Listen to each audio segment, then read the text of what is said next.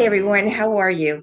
Uh, it's, listen, we're hitting the fourth Sunday of Advent this weekend, and Christmas will be here. Well, Christmas Eve is almost here. So, uh, such a wonderful time of the year, isn't it?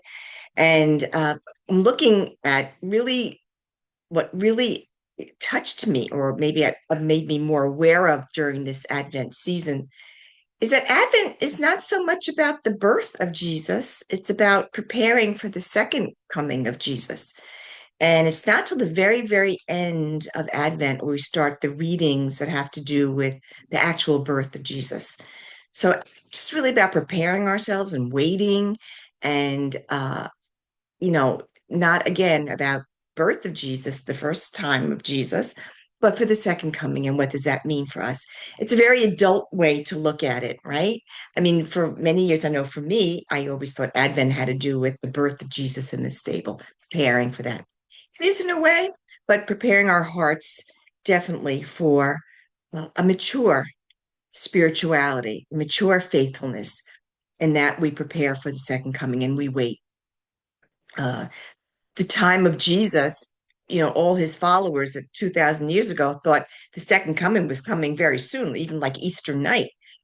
So for 2,000 years later, we're still waiting. But we know that Jesus is with us and in our hearts, and we remember Jesus's life and especially his birth. And, you know, in part of the preparation, the church lets us see the workings of John the Baptist in the readings. So last week, Gaudete Sunday, and which had to do with a lot about John the Baptist preparing the way for Jesus, a man who had really no ego. It was all about Jesus. He was going to decrease so Jesus could increase. Knew his role in the terms of salvation history. And as we keep reading more and more, now this coming Sunday, we're going to be talking about Joseph. And we don't really hear much about Joseph. We don't know a lot about him from scripture, but we do know about the scene with the angel Gabriel coming to see Joseph as well. Angel Gabriel was very busy these days, met with Mary, met with Zechariah, John's father, and now Joseph. Mary knew that Joseph would need something more than her just telling him that she was to have the Messiah and what role he would have in that. So, this is what these last 2 weeks have done for us to prepare us for looking at these people of faith. And we know what happened to Zechariah. He could not talk until the birth of John the Baptist, and there's a lot of reasons for that, I'm sure. Um, Concentrating on John the Baptist, which we did, and now Joseph.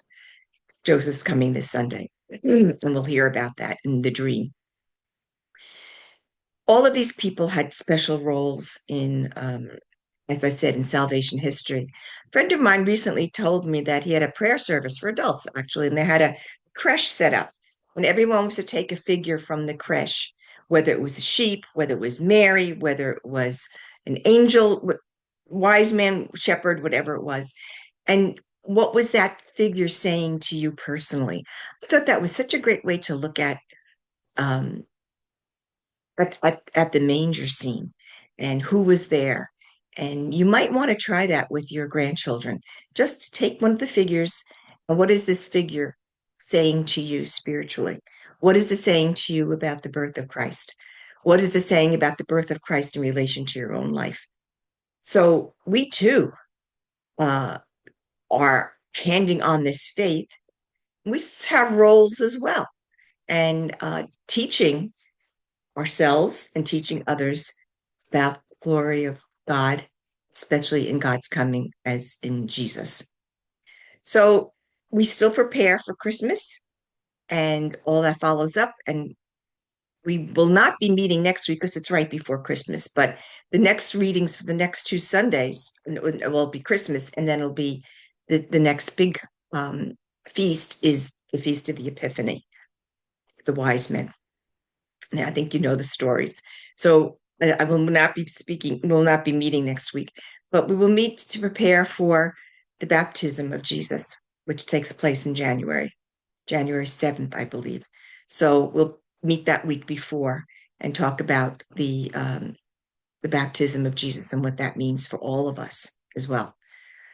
So, what I will say to you now, have a wonderful, blessed, holy Christmas season. Baptism of Jesus, that feast day will end that season, but we'll end it together. And enjoy your family, enjoy those you teach, and keep preparing for the way of the Lord. Take care. God bless.